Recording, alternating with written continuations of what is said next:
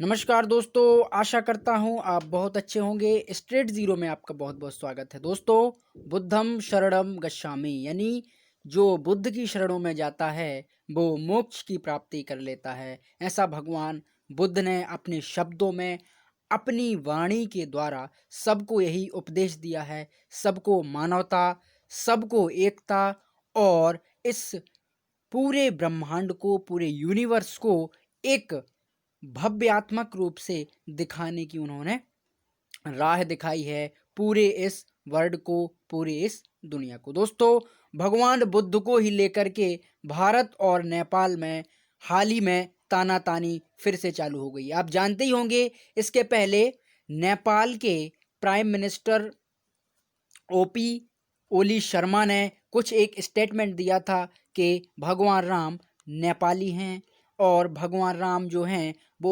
Specific तरीके से जो नेपाल में अयोध्या पड़ता है वहाँ पर उनका जन्म स्थान है। यानी भगवान राम की जन्मभूमि भारत नहीं, नेपाल की अयोध्या है और नेपाल के ही भगवान राम हैं। इस तरीके के उनने कुछ स्टेटमेंट दिए थे।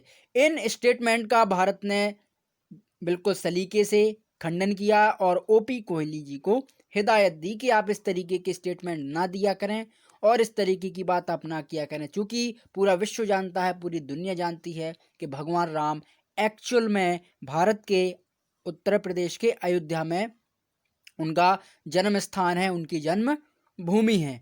और चूंकि जनकपुर में भगवान राम का यहाँ पे विवाह हुआ था, तो इस तरीके से हमने ओपी कोहली जी को सेटिस्फाई कर दिया। लेकिन दोस्तों, उसके बाद हमारे यानी भारत के फॉरेन मिनिस्टर, विदेश मंत्री एस जयशंकर जी ने एक फिर से स्टेटमेंट दिया और किसी पत्रकार ने उनसे पूछा कि आप भारत में सबसे ज़्यादा प्रेफरेंस किसे दो देते हो, या आपके सबसे करीबी, आपके आइडियल कौन हैं भारत के लोगों में से। तो उनने दो व्यक्तियों के अधिकतर नाम लिए और दो व्यक्तियों की तरफ इशारा करते हुए कहा कि यही भारत के सबसे वीर और सबसे एक आध्यात्मिक और ऐसे महान हस्तियां हैं जिन्होंने भारत को एक अलग ही दिशा प्रदान की है। उनने सबसे पहले नाम लिया भगवान श्री राम का और दूसरे नंबर पर नाम लिया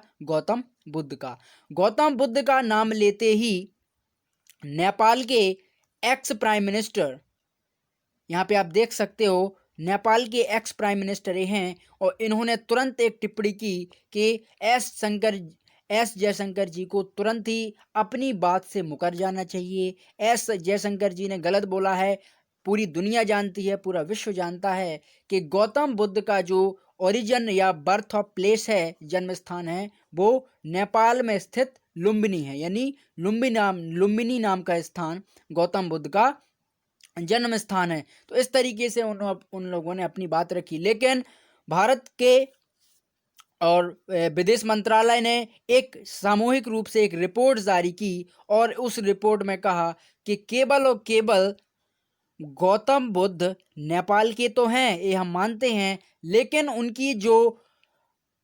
उनके जो आदर्श हैं, उनकी जो गाइडलाइंस हैं, उनने जो जिस तरीके से बुद्धम शरणम गच्छामि और अपने जो उपदेश दिए हैं लोगों को, वो कितने इफेक्टिबल हैं और वो सभी उपदेश भारत की धरती से, भारत की ही जगह से यहाँ से दिए गए हैं। तो इस तरीके से गौतम बुद्ध भारत से भी अपना एक बहुत बड़ा नाता, बहुत बड़ा रिश्ता रखते हैं। तो इसी बिहाफ पर एस जयशंकर जी ने एक कमेंट किया।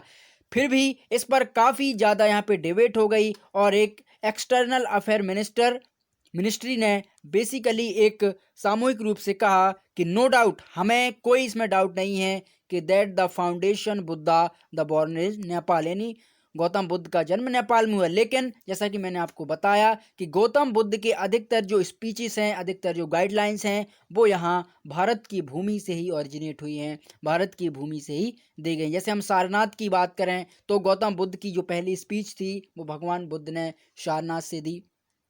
उसी प्रकार से बहुत जो बड़े बड़े वर्क हैं, बड़े बड़े काम हैं, वो भगवान बुद्ध ने भारत की भूमि से ही किए।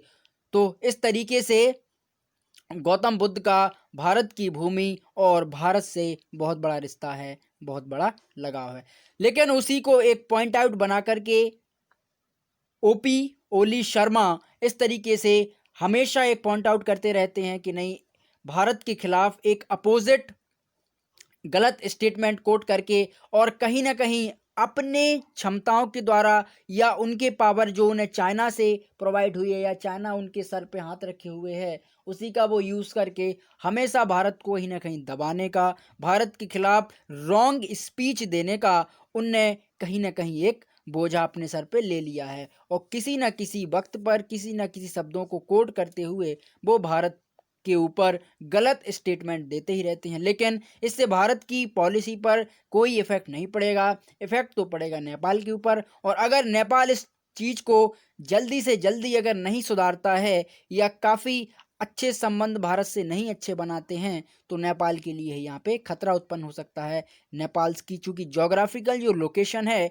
वो के भारत को उसकी काफ़ी यहाँ पे आवश्यकता पड़ेगी और भारत के बिहाफ पर वो इस तरीके से वहाँ पे काम कर पाएगा। तो आशा करता हूँ आप इस वीडियो को ज़रूर समझे होंगे, और अगर आप इस चैनल पर पहली बार विजिट कर रहे हैं तो चैनल को ज़रूर सब्सक्राइब करें, फ्रेंडों के साथ शेयर कर सकते हैं। Thank you.